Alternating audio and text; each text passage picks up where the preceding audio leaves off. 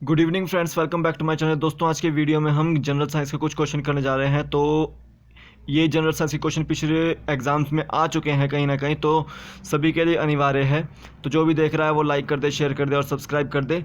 तो चलते हैं दोस्तों हमारे आज के फर्स्ट क्वेश्चन की ओर। रक्त कोशिका का कौन सा भाग रोग प्रतिरक्षण प्रदान करता है? जो रक्त कोशिका होती है उसमें आरबीसी, डब्ल्यूबीसी और प्लेटलेट्स होते हैं। तो उसमें कौन सा जो भाग होता है वो रोग से लड़ने की क्षमता प्रदान करता है? तो वो होता है डब्ल्यूबीसी, वाइट ब्लड सेल्स। इसको ल्यूकोसाइट्स भी बोलते हैं। ठीक है, ल्यूकोसाइट्स। ठीक है। उसी तरह से सेकंड क्वेश्चन है, पारिस्थितिकी तंत्र का के जैव घटकों में से उत्पादक तंत्र कौन सा है? जो पारिस्थितिक तंत्र होता है, जैव घटकों में से कौन सा उत्पादक तंत्र है जो जो हमें फूड देता है? वो होते हैं पादप, यानी कि प्लांट्स जो है हमारे को फूड देते हैं। ठीक है, तो पादप इसका आंसर है। समुद्री जल का घनत्व बढ़ता है जैसे जैसे समुद्री जल का कब घनत्व बढ़ता है? जब उसकी गहराई बढ़ती है और उसमें लवणता बढ़ती है।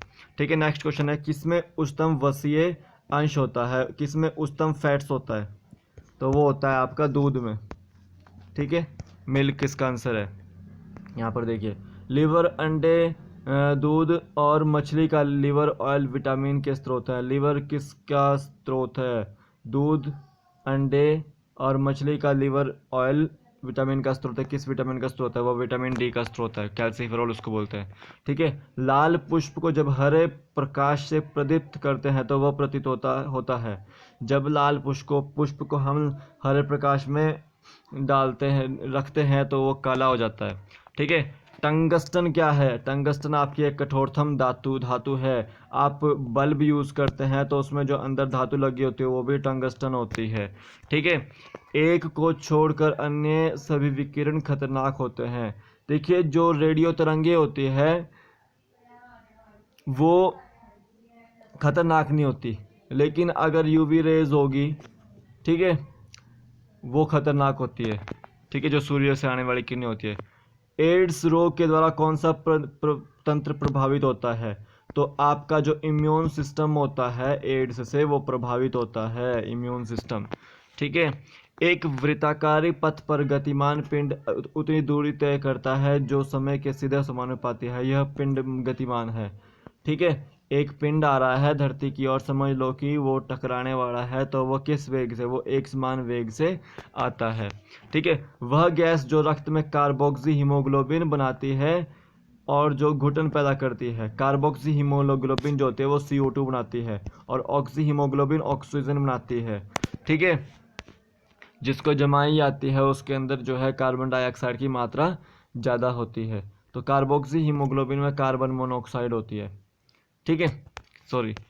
जब दो या दो अधिक हल्के नाभिक संयुक्त होकर एक भारी नाभिक बनाते हैं तो क्या कहलाते हैं? नाभिकीय संलयन। ठीक है, न्यूक्लियर फिशन जब होता है, जब सूर्य न्यूक्लियर फिशन करता है, वो अंदर से बाहर की ओर एनर्जी को छोड़ता है। ठीक है, ये चीज़ याद रखनी है। विद्युत धारा उत्पन्न करने में प्रयुक्त युक्ति कहलाती है। विद्युत धारा कौन उत्पन्न करता है? वो जनरेटर करता है। प्लास्टर ऑफ पेरिस बनाया जाता है, वो प्लास्टर ऑफ पेरिस जिप्सम से बनाया जाता है। ठीक है, जिप्सम का फॉर्मूला CaSO4.2H2O। ठीक है, और प्लास्टर ऑफ पेरिस का फॉर्मूला CaSO4.12H2O। ठीक है, ये याद रखिएगा। उसके बाद हीरा, फ्लोरीन, फुलरिन्स, ग्रेफाइट, इनमें से कौन सा कार्बन का अपरूप नहीं है? तो देखिए, कार्बन के अपरूप 3 है, डायमंड, फुलरिन्स और ग्रेफाइट, लेकिन फ्लोरीन उसका अपरूप नहीं है। ठीक है, यहाँ पे आंसर है। हेपेटाइटिस एक प्रदाह है। हेपेटाइटिस कहाँ होता है? हेपेटाइटिस आपका लीवर में होता है। ठीक है, नेक्स्ट चलते हैं। डैश की कमी के कारण रक्ताल्पता होती है। रक्त की कमी कब होती है? जब आयरन की कमी हो जाती है हमारे शरीर में, तभी फॉलिक एसिड की 2 गोलियां दी जाती है। ठीक है, तो यहाँ पर याद रखें। 2 या अधिक धातुओं को मिश्रण को कहा जाता है। जब 2 या 2 से अधिक धातुएं मिलाई जाती है तो उसको बोला जाता है अलॉयज। ठीक है, जैसे bronze is an alloy end of copper and zinc. रोग बेरी डैश की कमी से होता है। रोग बेरी जो होता है विटामिन बी की कमी से होता है। किसकी? विटामिन बी की कमी से, थायमीन। ठीक है। सतहों से मेल और चिकनाई दूर करने वाला पदार्थ कहा जाता है। जो सतहों से मेल और चिकनाई दूर करता है तो आप क्या बोलते हैं? डिटर्जेंट बोलते हैं उसको। ठीक है। पेंसिल लेड से बनी होती है, ग्रेफाइट से बनी होती है।